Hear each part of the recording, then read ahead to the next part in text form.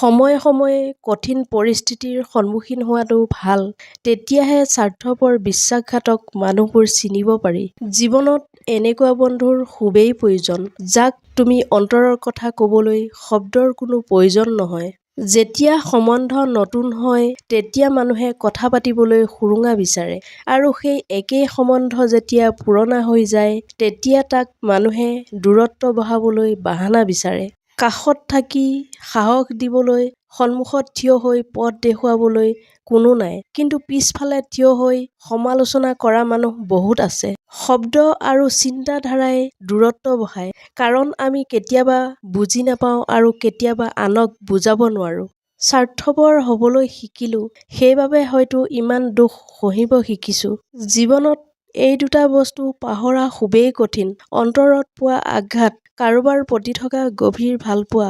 Time পাছ কৰিবলৈ বহুত খেলা বস্তু আছে, তথাপিও কিয় জানো মানুহে কাৰোবাৰ হৃদয়ৰ সৈতে খেলা কৰে। এইখন পৃথিৱীত তুমি কাৰোবাক সহায় কৰিলেও হয়তো মনত নাৰাখিব, কিন্তু এবাৰ ভুল কৰি চোৱাচোন, দেখিবা সেই কথাটো চিৰজীৱন মনত ৰাখিব। জীৱনত কেতিয়াবা যদি ভাঙি পৰা বা ভাগৰি পৰা, কাৰো আগত ভুলটো প্ৰকাশ নকৰিবা, কাৰণ মানুহে ভাঙি যোৱা ঘৰৰ ইটা পৰ্যন্ত তুলি লৈ যায়।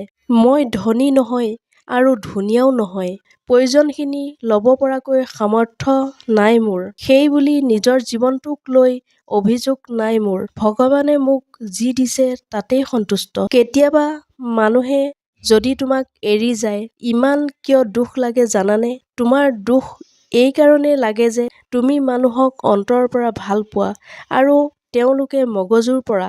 যিমানেই তুমিও মানুহক মগজুৰ পৰা ভাল পাবা, তোমাৰ দুখ লগা ভাল হৈ যাব। জীৱনত এই তিনিটা কথা মনত ৰাখিবা। যিজনে তোমাক সহায় কৰে তেওঁক কেতিয়াও পাহৰি নাযাবা। যিজনে তোমাক বিশ্বাস কৰে তেওঁক কেতিয়াও বিশ্বাসঘাতকতা নকৰিবা। যিজনে তোমাক ভাল পায় তেওঁক কেতিয়াও ঘৃণা নকৰিবা। সেইজনৰ বাবে কেতিয়াও নাকান্দিবা যিজনে তোমাৰ অন্তৰত আঘাত দিছিল। হাঁহি ফূৰ্তি কৰিবা আৰু সুখত থাকিবা, যাতে তেওঁৰো অনুভৱ হয় তোমাক যিমান দুৰ্বল বুলি ভাবিছিল তুমি কেতিয়াও নহয়। যদি তোমাৰ পৰা কোনোবাই কিবা খোজে তুমি দি দিবা। তোমাৰ আশীৰ্বাদ যে তোমাক দিব পৰা বনালে, খোজাজন যে নবনালে। যাৰ সময় বেয়া চলি আছে তেওঁক সংগ অৱশ্যে দিয়া, কিন্তু যাৰ স্বভাৱেই বেয়া তেওঁৰ পৰা দূৰত থকাটোৱেই ভাল। জীৱনত এটা কথা মনত ৰাখিবা, মানুহে তোমাক তেতিয়া মনত পেলায় যেতিয়া তেওঁ নিজে অকলে থাকে। জীৱনৰ অৰ্থ কি সেইজনক সুধি চোৱা, যিয়ে দুখ কষ্ট আৰু আনে কৰা অৱজ্ঞা সকলো সহ্য কৰি সুন্দৰকৈ জীয়াই থাকিবলৈ সক্ষমতা ৰাখে।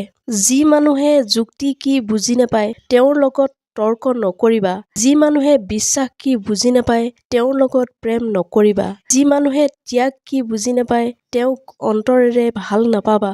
আঘাত যিমানেই নোপোৱা কিয় নিজৰ মাজতে ৰাখিবা, কিয়নো আজিকালি আনৰ সুখত সুখী হোৱা লোকতকৈ কটা ঘাত নিমখ ছটিওৱা মানুহে বেছি পাবা। জীৱনটো যিমানেই আন্ধাৰ নহওক কিয় এটা সময়ত পোহৰ হ'বই, মাথো আমি ধৈৰ্য ধৰা দৰকাৰ, কাৰণ প্ৰতিটো ৰাতিৰ অন্তত এটা নতুন পুৱা ৰৈ থাকে। বন্ধুসকল, ভিডিঅ'টো ভাল লাগিলে মোৰ চেনেলটো ছাবস্ক্ৰাইব কৰিবলৈ নাপাহৰিব। নতুন এটা ভিডিঅ' লৈ আপোনালোকৰ ওচৰলৈ আহি আছোঁ, তেতিয়ালৈকে আপোনালোকক ধন্যবাদ।